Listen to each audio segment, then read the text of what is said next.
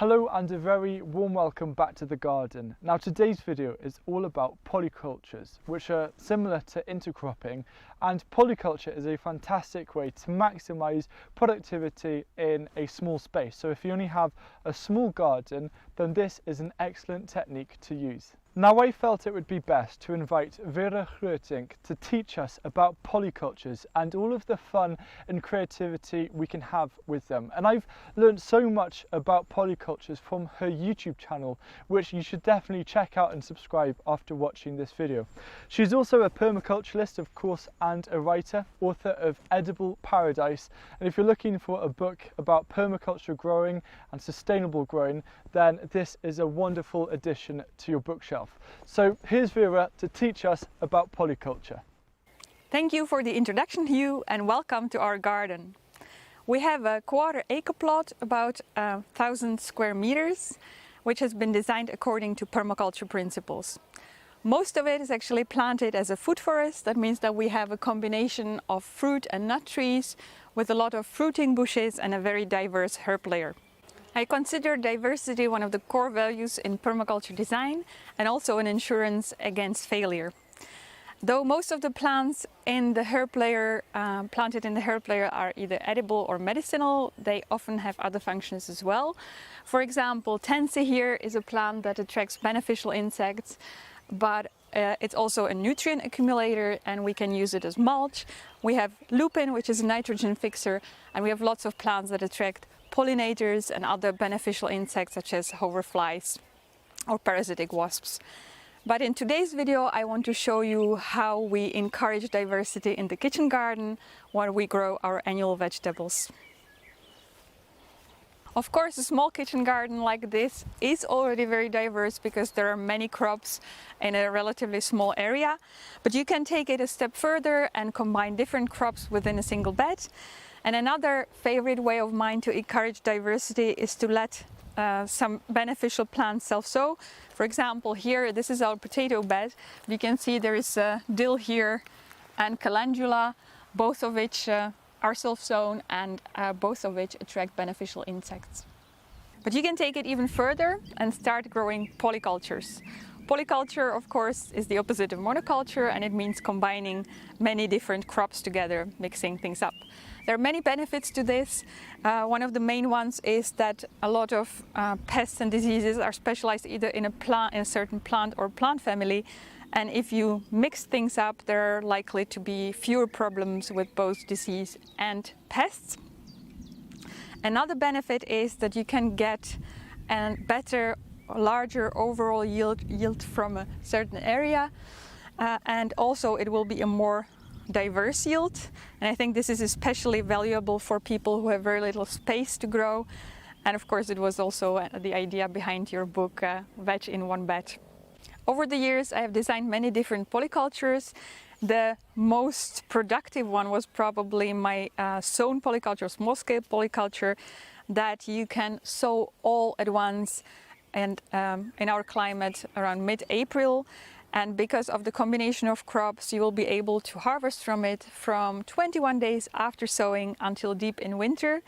The polyculture combines fast-growing leaves like lettuce and mustard greens with a bit slower growing crops like carrots, beets, chard, onions, parsley, and also fall and winter crops such as radicchio and parsnips. But I think that polycultures are also an opportunity to be creative and have a bit of fun with the design. And I have sometimes designed polycultures around the cuisine of a certain country or even around a specific dish. One of my favorite examples in this category is my Mexican polyculture, which was all about the veggies and herbs and flowers that come from Central America. There was corn and beans and tomatillos and zinnias and anise hyssop, and it not only was it very diverse and gave us a lot of different produce to harvest, but it also looked very cheerful and colorful. Today I'm about to plant a new polyculture, and I wanted to show you how I go about the planting process. This time I had a bit of fun with color, and I chose veggies in the colors of red, orange and yellow. There are already a few things in the bed. We have a row of beans on the north end. Our beds run on the axis of south-north, so I tend to put the tall crops on the north side so that they do not shade the rest. And there are also a few self-sown things, like I told you. I have calendula over here. There's some dill, there's verbascum, there's coriander. All plants that attract beneficial insects, so I will leave these in place and I will plant around them. There are a few tall plants that will go on this side, like these sunflowers, and the variety is called peach passion. And I have a few tomatoes, two of the variety Dorada. It's a German variety, so they would probably pronounce it differently. It's a yellow fruited cocktail tomato, and I have one plant of cocktail crush, which is a red cocktail tomato.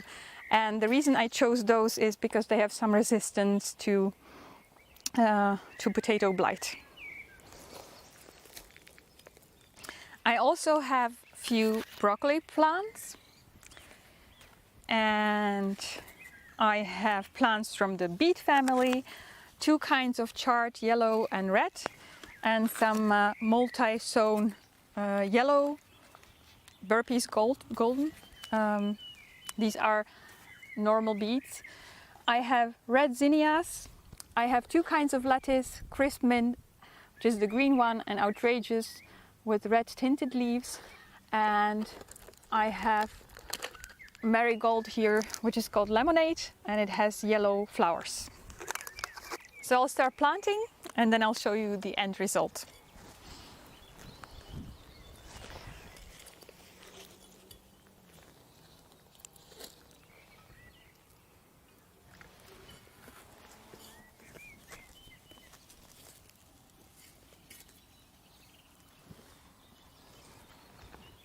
I started with planting the sunflowers at the north end of the bed. Then I planted the 3 tomatoes plants in a sort of zigzag form. And now I'm interplanting them with the broccoli plants. And there's a reason for that. Broccoli as brassica is very susceptible to various pests. And one of the ways to protect them is to mask their smell with a strong smell of another plant. And of course, tomatoes have quite a strong smell. So this should help a bit. But of course there will be more plants in the polyculture that will help as well.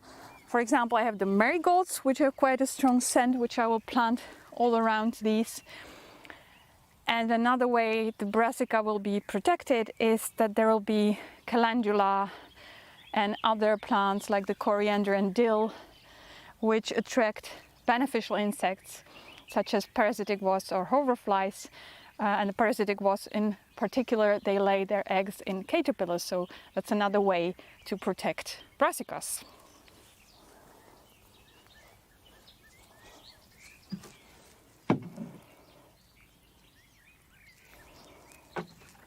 So that's the polyculture planted. I can't wait to see how it will turn out later in the season. Thanks so much, Hugh, for having me on your channel. I hope this video was inspiring, and welcome back in a few months for maybe a harvest video from the polyculture. Happy gardening! Thank you so much for that, Vera, and I think polyculture is a wonderful thing that every single gardener should use. And I love the idea of being able to be creative, and also the idea of having themed polyculture plantings. So one polyculture planting that I might be testing out later on this year is a winter vegetable polyculture. But my question to you, the audience, those of you watching this video, is what themed polyculture would you grow? Would it be a Mediterranean one? Would it be a salad one? Have a think and let me know. There are 2 other things that I love about polyculture growing. The first one is by growing lots of different plants together, it's a natural form of pest prevention because it confuses the pests, and also because I think it looks very aesthetically beautiful because it looks very natural and organic. So if you're after that kind of aesthetic in your garden, then polyculture is a great thing to do. So thank you once again, Vera, for your contribution and teaching us about polyculture, and make sure you check out her channel and also her book, The Edible Paradise.